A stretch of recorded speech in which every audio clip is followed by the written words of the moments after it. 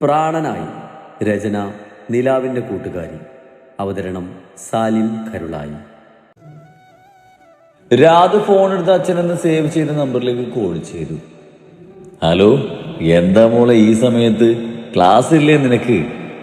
Call കണക്കായത് മറുപടി എന്ന് രാധവിൻ്റെ അച്ഛൻ ചോദിച്ചു. ആ, ക്ലാസ് ഉണ്ടാച്ചോ? ഞാൻ കോളേജിലാ. അച്ഛനോടൊരു അത്യാവശ്യ കാര്യം പറയാൻ വേണ്ടി വിളിച്ചതാ. എന്താണാവോ? അത് പിന്നെ അച്ഛാ, എനിക്ക് കല്യാണം കഴിക്കണം. രാധു പറഞ്ഞത് കേട്ട് അവളുടെ അടുത്ത് നിന്ന മിത്രയും ഫോണിൽ അങ്ങേ തലക്ക് രാധുവിന്റെ അച്ഛൻ വരെ ഞെട്ടിപ്പോയി. അച്ഛൻ കേൾക്കുന്നുണ്ടോ? എനിക്ക് കല്യാണം കഴിക്കണമെന്ന്. ഇപ്പൊ എന്താ പെട്ടെന്ന് കല്യാണം കഴിക്കണമെന്ന്? നീയല്ലേ പറഞ്ഞത് ഇപ്പൊ കല്യാണമൊന്നും വേണ്ട, ലൈഫ് എൻജോയ് ചെയ്യണം എന്നൊക്കെ. അത് അന്ന് അങ്ങനെയൊക്കെ പറഞ്ഞു, പക്ഷെ എനിക്ക് ഉടനെ കല്യാണം കഴിക്കണം. നീ ആരെങ്കിലും കണ്ടുവച്ചിട്ടാണോ ഇപ്പൊ ഈ വിളിക്കുന്നത്? കണ്ടുവച്ചതിനൊക്കെ പോയി. അതുകൊണ്ട് എനിക്ക് ഉടനെ കല്യാണം കഴിക്കണം. നിങ്ങൾ കണ്ടുപിടിക്കുന്ന ആരെ വേണമെങ്കിലും കേട്ടിക്കോളാം, പക്ഷെ ഒരു കണ്ടീഷൻ ഉണ്ട്. എന്താണാവോ? ചെക്കന് ജോലി ഇല്ലെങ്കിലും വേണ്ടില്ല, കാണാൻ ഇത്തിരി ലുക്കൊക്കെ വേണം. എന്നിട്ട് വേണം എനിക്ക് എൻ്റെ ചെക്കനെയും കൊണ്ട് ചിലരുടെ മുന്നിലൊക്കെ പോകാൻ. അതുകൊണ്ട് എത്രയും പെട്ടെന്ന് വേണം. ആ, നോക്കാം. അത്രയും പറഞ്ഞ് രാധവിൻ്റെ അച്ഛൻ ഫോണ് വെച്ചതും അവളൊരു നെടുവീർപ്പിട്ട് കിളി പോയി നിൽക്കുന്ന മിത്രയും നോക്കി. ഡീ രാധു, നീ ഇത് എന്തുദ്ദേശിച്ചിട്ട് അച്ഛനോട് അങ്ങനെയൊക്കെ പറഞ്ഞത്? പിന്നെ ഞാൻ എന്ത് പറയണമായിരുന്നു? ഞാനൊരാളെ ഇഷ്ടപ്പെട്ടു, അങ്ങനെയൊക്കെ എന്നെ ഇഷ്ടമല്ല, വേറെ വ്യക്തിയാണെന്ന്. എന്നിട്ട് അങ്ങനെ തന്നെ വേണമെന്ന് പറഞ്ഞ് വാശി പിടിച്ച് കല്യാണം കഴിക്കണോ? അതിനൊന്നും എന്നെ കിട്ടില്ല. എന്നെ വേണ്ടാത്തൊരു എനിക്കും വേണ്ട, അത്രയേ ഉള്ളൂ. പിറകെ നടന്ന് കാല് പിടിച്ച് എന്നെ സ്നേഹിക്കണമെന്ന് പറയാനൊന്നും ഈ അനുരാധയെ കിട്ടില്ല മോളെ. രാധു പറഞ്ഞത് കേട്ട് മിത്ര ഇത് എന്ത് ജീവിയെന്ന കണക്ക് അവളെ നോക്കി. നിനക്ക് സങ്കടമില്ല രാധു? ക്ലാസ്സിലേക്ക് നടക്കുന്നതിനിടയിൽ മിത്ര രാധുവിനോട് ചോദിച്ചു. പിന്നെ സങ്കടമില്ലാതിരിക്കും, എന്നെങ്കിൽ കരഞ്ഞു വിളിക്കാറൊന്നും ഞാനില്ല. അത് പറഞ്ഞ് രാധ ക്ലാസ്സിലേക്ക് കയറിപ്പോയതും മിത്രയും അവന്റെ പിന്നാലെ കയറിപ്പോയി. ആ പിരീഡ് അവർക്ക് ഡേവിഡിന്റെ ക്ലാസ് ആയിരുന്നു. രാധ ശ്രദ്ധിക്കുന്ന പോലെ ബുക്കിലും നോക്കിയിരുന്നതും മിത്ര ഡേവിഡിനെ തന്നെ നോക്കി താടിക്ക് കൈ കൊടുത്തിരുന്നു.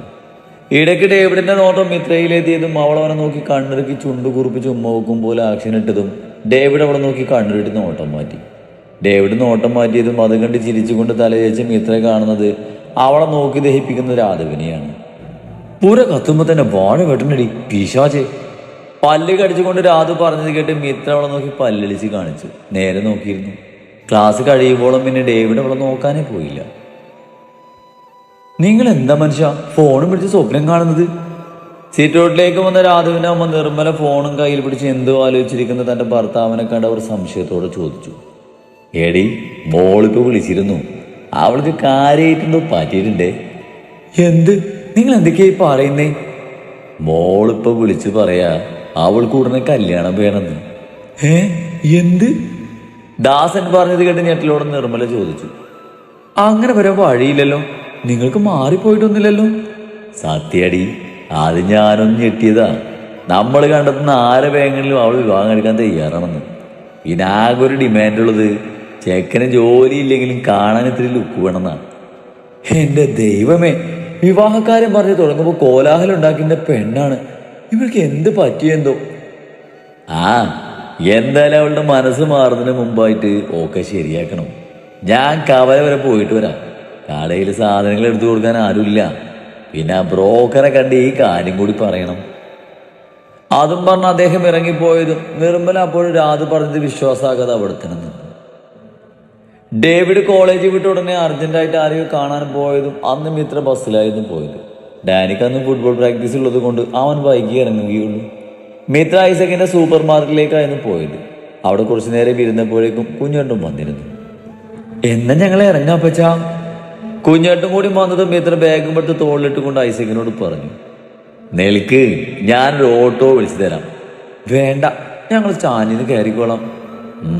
എന്നാ ശരി, ഇത് കയ്യിൽ വെച്ചോ, ഓട്ടോ കൊടുക്കാം. ഐസക്ക് പോക്കറ്റിൽ നിന്ന് ഒരു 100 രൂപയുടെ നോട്ട് എടുത്ത് കൊടുത്തുകൊണ്ട് പറഞ്ഞതും ഇരുവരും അവിടുന്ന് ഇറങ്ങി നടന്നു. കുഞ്ഞുട്ടാ, ഇവിടുന്ന് ഒരു 10 മിനിറ്റ് നടക്കാനുള്ള ദൂരല്ലുള്ള വീട്ടിലേക്ക് നമുക്ക് നടന്നു പോയാലോ? ഓട്ടോ സ്റ്റാൻഡിൽ പോയിട്ട് ഓട്ടോ കിട്ടാതെ വന്നതും മിത്ര കുഞ്ഞൂട്ടനോട് ചോദിച്ചു. ഞാൻ റെഡി. കുഞ്ഞൂട്ടൻ പറഞ്ഞതും രണ്ടുപേരും മുന്നോട്ട് നടന്നു. ഇടയ്ക്ക് ദാഹം മാറ്റാൻ രണ്ടുപേരും കൂടെ ഓരോ സിപ്പപ്പും വാങ്ങാൻ റോഡ് സൈഡിലുള്ള കൂൾ ബാറിലേക്ക് കയറി. ചേട്ടത്തിക്ക് ഏതാ വേണ്ടത്? പൈനാപ്പിൾ മതി കുഞ്ഞുട്ടാ. മിത്ര പറഞ്ഞത് കേട്ട് കുഞ്ഞൂട്ടൻ തലയാട്ടി 2-3 സിപ്പപ്പ് എടുത്ത് കൗണ്ടർ ക്യാഷിലേക്ക് കൊടുക്കാൻ പോയതും മിത്ര ഫോൺ എടുത്തൊരിടത്തേക്ക് മാറി നിന്നു. പെട്ടെന്നാണ് അവളുടെ മിഴികൾ ആരിലും ഉടക്കി നിന്നത്. ഒഴിഞ്ഞ ടേബിളിന്റെ ഇരുവശങ്ങളിൽ ഇരുന്ന് കാര്യമായി സംസാരിക്കുന്ന ഡേവിഡിനെയും ദീക്ഷിത്തിനെയും കണ്ട് മിത്രയുടെ നെറ്റിച്ചുളിഞ്ഞു. മിത്രയുടെ അടുത്തേക്ക് പോകാൻ ഒരുങ്ങിയപ്പോഴാണ് കുഞ്ഞൂട്ടൻ സിപ്പപ്പ് വാങ്ങി അങ്ങോട്ട് വന്നത്. അവനവരെ കാണണ്ടെന്ന് കരുതി മിത്ര വേഗം അവന്റെ കൂടെ പുറത്തേക്ക് നടന്നു. ചേട്ടത്തിക്ക് എന്തു പറ്റി? എന്തേ ആലോചിക്കുന്നത്? ഞാൻ പറയുന്നൊന്നും കേൾക്കുന്നില്ലേ? സിപ്പപ്പ് എന്ന് പറഞ്ഞ് എന്തോ ആലോചിച്ച് നടക്കുന്ന മിത്രയെ കണ്ട് കുഞ്ഞൂട്ടൻ അവളെ തട്ടി വിളിച്ചുകൊണ്ട് ചോദിച്ചു. കുന്തം, ചേട്ടത്തിൻ്റെ ഏത് ലോകത്താ? ഞാൻ പറയുന്നൊന്നും കേൾക്കുന്നില്ലേ? അത് പിന്നെ ഞാൻ എന്തൊക്കെ ആലോചിച്ചു. മിത്ര അവനെ നോക്കി പല്ലളിച്ചുകൊണ്ട് പറഞ്ഞു. ആലോചന കുറച്ച് കൂടുന്നുണ്ടേ. കുഞ്ഞൂട്ടൻ അവളെ നോക്കി ഗൗരവത്തിൽ പറഞ്ഞതും മിത്ര അവനെ കവളിൽ പിടിച്ച് വലിട്ട് മുന്നോട്ടും നടന്നു. കുഞ്ഞൂട്ടിനോട് കലപില പറഞ്ഞ് നടക്കുന്നുണ്ടെങ്കിലും മിത്രയുടെ മനസ്സിൽ ദീക്ഷിത് ഡേവിഡിനെ കാണാൻ വന്നത് ഒരു അസ്വസ്ഥതയായി നിന്നു. ഡേവിഡ്, തനിക്ക് ഞാൻ പറഞ്ഞത് മനസ്സിലായോ? ഒരിക്കലും അവൾക്ക് നിങ്ങളുടെ ജീവിത രീതിയുമായിട്ട് പൊരുത്തപ്പെടാൻ പറ്റില്ല. പിന്നെ പറയുന്നത് കൊണ്ടൊന്നും തോന്നരുത്.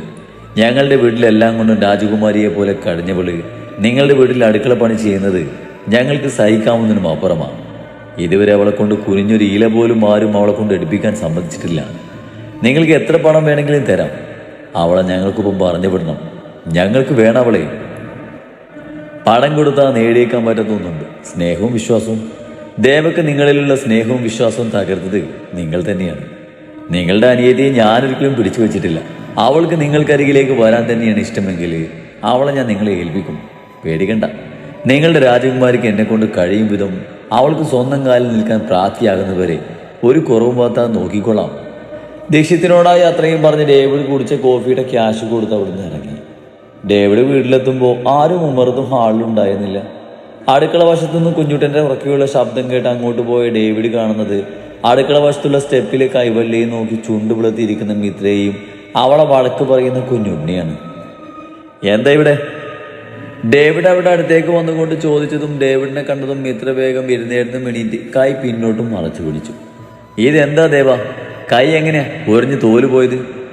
മിത്രയുടെ കൈ പിടിച്ചു നോക്കി കൈവള ചുവന്നു പോയ തോല് കണക്കിനിരിക്കുന്നത് കണ്ട് ഡേവിഡ് ചോദിച്ചു. മോട്ടർ വെള്ളം എടുക്കുന്നില്ലേട്ടായി, ടാങ്കിൽ വെള്ളമില്ലായിരുന്നു. ഞാൻ കിണറ്റിലെ വെള്ളം കോരിയപ്പോൾ ഈ ചേർത്ത് എന്നെ മാറ്റി കോരിയതാ. പക്ഷെ കൈ ഒരിഞ്ഞു പോയി. ഞാൻ പറഞ്ഞതാ ഞാൻ കോരിക്കോളാന്ന്, കേട്ടില്ല. കുഞ്ഞൂട്ടൻ മിത്രയെ നോക്കി പറഞ്ഞതും ഡേവിഡ് മിത്രയെ കലപ്പിച്ച് നോക്കിയതും അവൾ അവനെ നോക്കി പല്ലടിച്ചു. എന്തിനാ ദേവ നീ അറിയാത്ത പണിക്ക് പോയത്? നിന്നോട് ആരാ ഇതൊക്കെ ചെയ്യാൻ പറഞ്ഞത്? മരുന്നെടുത്ത് അവളുടെ കയ്യിൽ പുരട്ടി കൊടുക്കുന്നതിനിടയിൽ ഡേവിഡ് ചോദിച്ചു. അത് പിന്നെ ഇവൻ ഒറ്റക്ക് കോരുന്നുണ്ടപ്പോൾ സങ്കടം തോന്നി, അതാ ഞാൻ. മിത്ര പറഞ്ഞത് കേട്ട് ഡേവിഡ് തറപ്പിച്ച് നോക്കിയവള്. കയ്യിൽ മരുന്ന് പുരട്ടി കൊടുത്ത് മോട്ടോർ നന്നാക്കാൻ പോയതും കുഞ്ഞൂട്ടൻ അവന്റെ കൂടെ പോയി. അപ്പൊ ഇഷ്ടൊക്കെ ഉണ്ടല്ലേ? ഡേവിഡ് മരുന്ന് പുരട്ടി തന്ന കയ്യിൽ നോക്കി മിത്ര പതിയെ പറഞ്ഞ് ചിരിച്ച് അവരെ നോക്കി അവിടെ തന്നെ ഇരുന്നു. കോളേജ് കഴിഞ്ഞ് വന്ന് ഗോപിയോടും ശോഭയോടും കത്തിയടിച്ച് ഉമ്മറത്തിരുന്ന് ചായ കൊടുക്കുകയെന്ന് രാധു. മക്കളില്ലാത്ത അവർക്ക് രാധുവിന് വലിയ കാര്യമാണ്. ഗോപിപ്പിള്ളക്ക് ആദ്യം ഉണ്ടായിരുന്ന ഗൗരവമൊന്നും ഇപ്പൊ അവളോടില്ല. എന്നാലും പട്ടാളച്ചിട്ടൊക്കെ ഒന്നൊരു മാറ്റമില്ല. അന്ന് കോളേജിലുണ്ടായത് മുഴുവൻ രാധുവിനോട് പറഞ്ഞിരിക്കുമ്പോഴാണ് അപ്പുറത്തെ വീട്ടിൽ ധ്യാനിന്റെ ബൈക്ക് വന്നിരിക്കുന്ന ശബ്ദം കേട്ടത്. ഇരുന്നേരുന്നും മേന്തി കുത്തി നോക്കിയതും കണ്ടു ബൈക്കിൽ വന്നിറങ്ങിയ ധ്യാനെയും അവന്റെ കൂടെ വന്നിറങ്ങിയ പെണ്ണിനെയും. അത് കണ്ടതും രാജുവിന്റെ മുഖം വീർത്തു. ഒപ്പം ഉള്ളിലൊരു ചെറു നോവ് തോന്നി. രാധവിന്റെ നോട്ടം കണ്ടതും ധ്യാന ആ പെണ്ണിനെ ചേർത്ത് പിടിച്ചതും രാധവർ നോക്കി പുച്ഛം വാരിയതിന് മുഖം തിരിച്ചിരുന്നു. പട്ടി, തെണ്ടി, കോലൻ എല്ലാം എന്നെ കാണിക്കാനുള്ള ഷോ ആകും. ജാടത്തേണ്ടി, നിങ്ങൾ ഇതിനെല്ലാം അനുഭവിക്കും. രാധുവാ പറയുന്നേ. എന്താ മോളെ? എന്തൊക്കെയോ പെറുപിറുക്കുന്ന രാധവനെ കണ്ട് ശോഭ സംശയത്തിൽ ചോദിച്ചു. ഏയ് ഒന്നുമില്ല ആന്റി. അത് പറഞ്ഞവൾ വീണ്ടും അവരുമായിട്ട് സംസാരിച്ചിരുന്നു. ഇങ്ങതാ കൊച്ചേ. രാത്രി എല്ലാവരും ഭക്ഷണം കഴിക്കാനിരുന്നതും മിത്ര കൈകൊണ്ട് കഴിച്ചപ്പോൾ അവൾക്ക് നീറ്റൽ തോന്നിയതും സ്പൂൺ ഉപയോഗിച്ച് കഴിക്കുന്നത് കണ്ട് ഐസക് അവളുടെ അടുത്ത് നിന്ന് പാത്രം വാങ്ങി കുഴച്ചുരുളകളാക്കി മിത്രയ്ക്ക് നേരെ നീട്ടിയതും അവൾ വേഗം വാ തുറന്നു കൊടുത്തു. ഐസക് വാരിത്തരുന്ന ഓരോ ഉരുള കഴിക്കും തോറും അവൾക്കൊരു നിമിഷം അവളുടെ വീട്ടുകാർ ഓർമ്മ വന്നതും കണ്ണുകൾ നിറയാൻ തുടങ്ങി. അവൾ കണ്ണുകൾ ചിമ്മി തുറന്ന് സന്തോഷത്തോടെ ഓരോ ഉരുളയും കഴിച്ചു. അപ്പോഴേക്കും കുശുമ്പുകുത്തി കുഞ്ഞുട്ടൻ്റെ ആനയും കൂടി അവളുടെ അടുത്തേക്ക് വന്നതും ഐസക് അവർക്കും വാരി കൊടുത്തു. ഒപ്പം ഒരു ഉരുള ഡേവിഡിന് നേരെ ഐസക് നീട്ടിയതും അവനും ചിരിയോടെ അത് വാങ്ങി കഴിച്ചു. പിറ്റേന്ന് കാലത്തെ ആയപ്പോഴേക്കും തലേന്ന് മരുന്ന് വെച്ചത് കൊണ്ട് മിത്രയുടെ കൈയുടെ പ്രശ്നമൊക്കെ മാറിയിരുന്നു.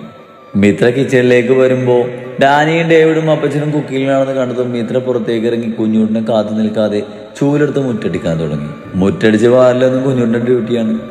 മുറ്റത്തേക്ക് ഇറങ്ങിയ ഡേവിഡ് കാണുന്നത് ഏതോ പാട്ടും പാടി മുറ്റം പഠിക്കുന്ന മിത്രയാണ്. അത് കണ്ടതിന് ഡേവിഡ് വേഗം പോയി അവളുടെ കയ്യിൽ നിന്ന് ചൂല് വാങ്ങാൻ നിന്നതും മിത്ര വേഗം ചൂല് അവന് കൊടുക്കാതെ പിന്നോട്ട് പിടിച്ചു.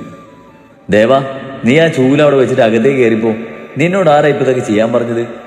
ആരെങ്കിലും പറഞ്ഞിട്ട് വേണോ? ഡേവിഡ് പറഞ്ഞത് കേട്ട് ഇഷ്ടപ്പെടാതെ മിത്ര പറഞ്ഞു. ദേവാ, നിന്നോടാ പറയുന്നത്, അകത്തേക്ക് കയറിപ്പോ. വീണ്ടും മുറ്റമടിക്കാൻ ഒരുങ്ങിയ മിത്രയെ തടഞ്ഞുകൊണ്ട് ഡേവിഡ് പറഞ്ഞു. ഇല്ല, ഞാൻ എന്താ ഇന്നലെ മുതൽ തുടങ്ങിയതാണല്ലോ എന്നെ എന്തെങ്കിലും ചെയ്യുമ്പോൾ ഓടിച്ചു വിടാൻ. മിത്ര ഡേവിഡിനോട് ദേഷ്യത്തിൽ പറഞ്ഞു. ഇന്നലെ എൻ്റെ ഏട്ടനെ കണ്ടതിന് ശേഷമാണല്ലോ ഈ മാറ്റം. അതിന് മാത്രം എന്താ ഏട്ടൻ ഇച്ചാനോട് പറഞ്ഞത്? മിത്രയുടെ ചോദ്യം കേടുന്ന ഡേവിഡ് പിന്നെ ഒന്നും ഒളിക്കാതെ ദീക്ഷിത്ത് പറഞ്ഞതെല്ലാം അവളോട് പറഞ്ഞു. ദേ, ഞാനൊരു കാര്യം പറയാം. പലരും ഇങ്ങനെ പലതും പറഞ്ഞെന്ന് വരും. അത് കരുതി അതിനകത്ത് തുള്ളാൻ നിന്നാ എൻ്റെ സ്വഭാവം മാറും. എനിക്ക് ഒറ്റ വാക്കിയുള്ളൂ, ഒരിക്കലും ഞാൻ ഇനി മടങ്ങി പോകില്ല. പിന്നെ ഇതെല്ലാം ഞാൻ എൻ്റെ സ്വന്തം ഇഷ്ടത്തിന് ചെയ്യുന്നതാ, അതുകൊണ്ട് എന്നെ തടയാൻ വരണ്ട. ഡേവിഡിനെ കൂർപ്പിച്ച് നോക്കി അതും പറഞ്ഞ് മിത്ര വീണ്ടും മുറ്റമടിക്കാൻ തുടങ്ങിയതും അവളോട് ഇനി പറഞ്ഞിട്ട് കാര്യമെന്ന് മനസ്സിലായ ഡേവിഡ് ഉള്ളിലേക്ക് കയറിപ്പോയി.